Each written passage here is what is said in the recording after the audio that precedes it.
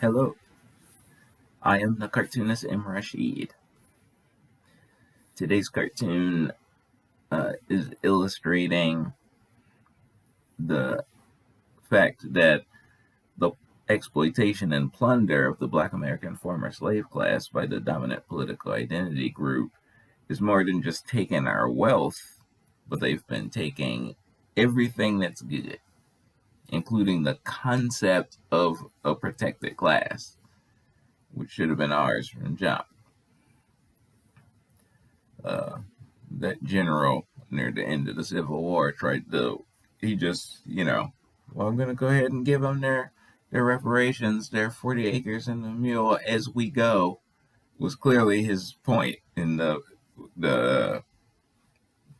40 acres and a mule thing he was setting up, like without authority, formal authority from the president. He was just like, this is the natural extension of them being free. We can't just leave them like this. We're going to make them whole. I'm going to give them this land that and something to work it with, and they'll be okay. They'll be able to build up from here, and they'll be okay. He was just going to do it because it was the right thing to do. And then, they put the brakes on it, and they decided they didn't want that for the former slave class. They didn't want them to end up looking them right in the eye as equals. They hated that idea. They liked standing on them as their economic come up.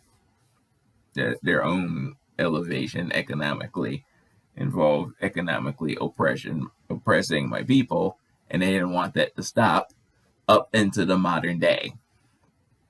So they reversed all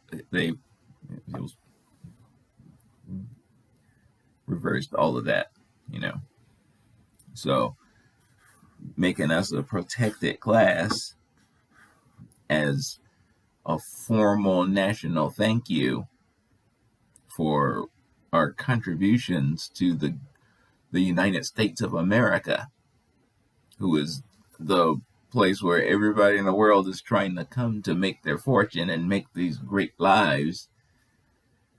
I was the mule, I was the slave that made that possible. So the formal end of slavery should have fixed me. But raw greed, the love of money, ensured that it continued. It was going to keep me in that position in some form or another. Both parties, every step of the way. It's the nature of what we call racism in America. How do we keep the slave class subjugated for further exploitation and plunder? How do we keep them there?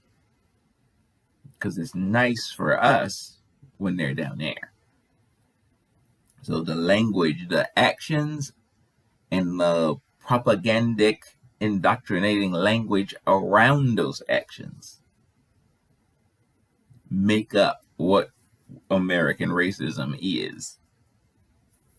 So when they pretend that we're reverse racism against them, and like the tantrums that they have over 1619 Project and things like that, this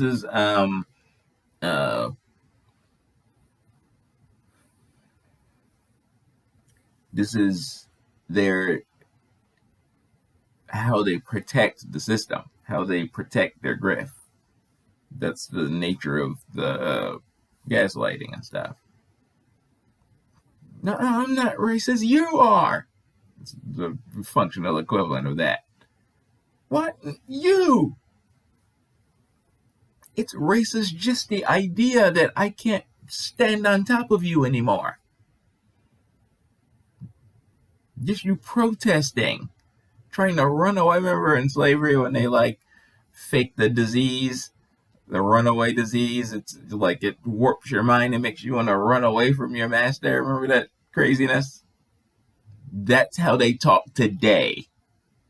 When they spin Martin Luther King's and whenever a young boy and girl, different skin colors, like that part of his speech, they keep spinning it. Their version of that is a gaslighting, nonsense. Their goal is to like double dip, double, triple, quadruple dip, collect they're already the dominant political identity in the country. Their racketeering, grifting efforts leans everything towards them. They're already the dominant political identity, but they want to pretend that they're so oppressed too, like that one at the top of the aristocracy does.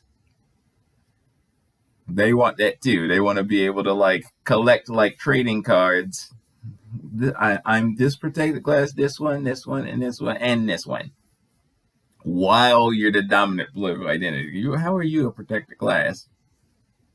It should be illegal that you get to be a protected class. You're handicapped?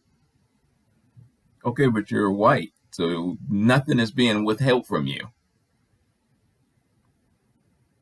You're already at the top of the social economic chain. But you're going to double dip and be like, slippery out. The elevator's not working, like Dave Patel. He's got information. Sorry.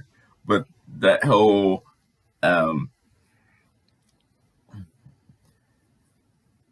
double dipping, quadruple dipping. I'm a fake Indian. I got workers' comp from my injury.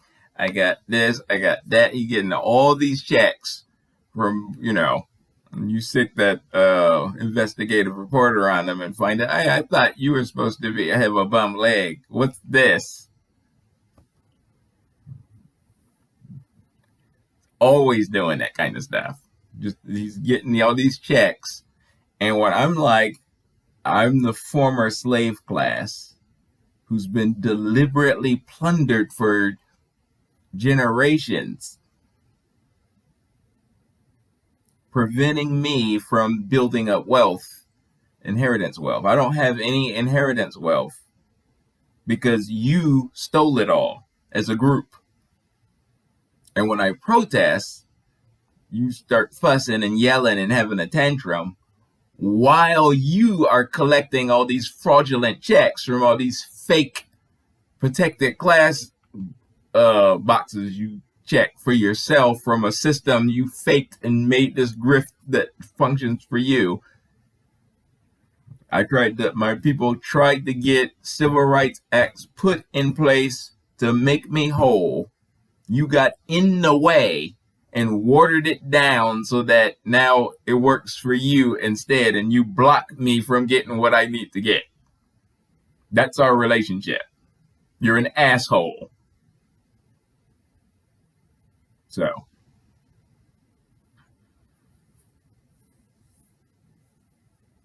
So you hoover over me. You hoover over me, watching me.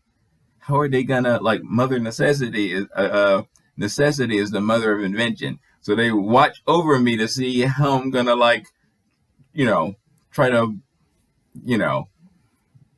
turn cast off swine leavings into like delicious soul food. Like, you watching me, how is he gonna like come up with how he can recover from this? Because I'm just gonna steal it for myself and pretend it's for me, and then that's what the concept of the protected class is. It was for me. I deserve it.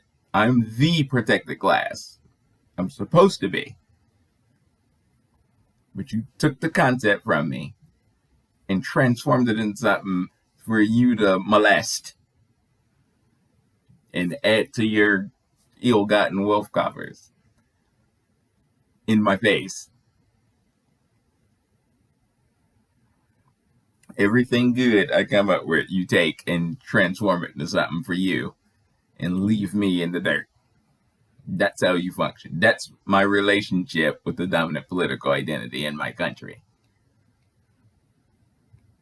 Stay like that until we fix it. The ADOS Advocacy Foundation represents us fixing it, But this is what the issue looks like. This is my relationship with that one. He's a grifter.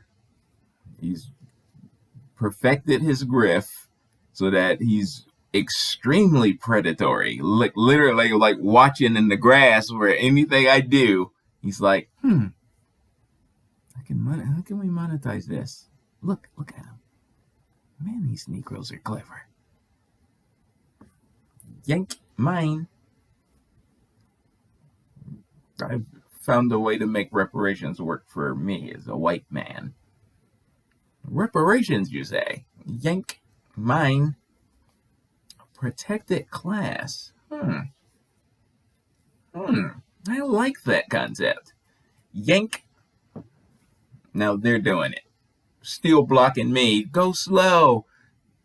Just wait. Still blocking me from it, but they all get to do it. Look at all the different protected classes I am. I'm a white woman. I'm this, I'm that, I'm this. I have a watermelon rind on my head. Look at this. I identify as a watermelon. And they take it 100% seriously. Depending on the, it's like when you see people like coming up with inventions and sending them to the patent office and they evaluate and determine.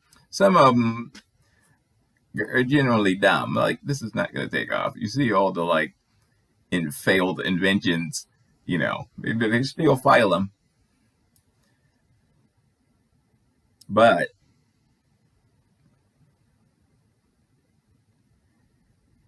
if I'm continuously inventing fake protected class categories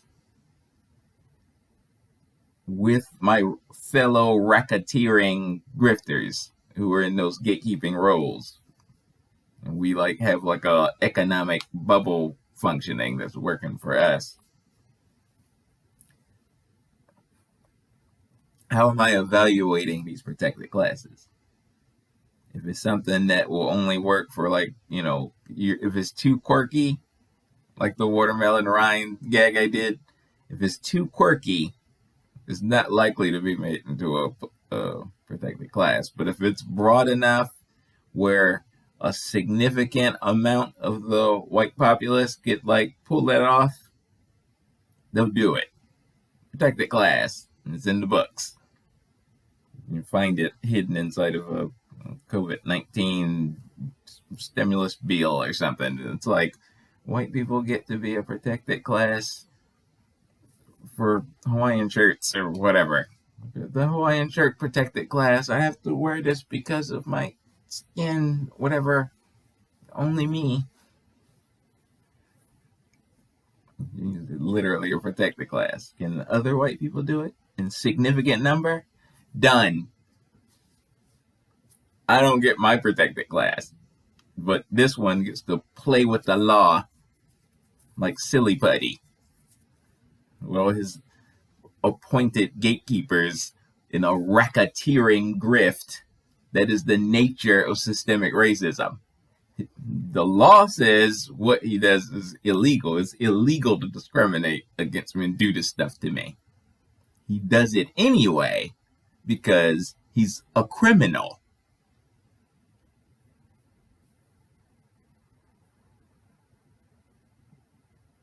So you're making yourself all these protected classes so that even though your racketeering, grifting ways have tilted the entire economy in your direction, so you hoard the vast majority of the national household wealth. Despite this, you've usurped the concept of a protected class from me during my civil rights battles. And you use it for yourself while continuing to lock me out. And then you have the nerve to get irritated when I refer to you as the fiend.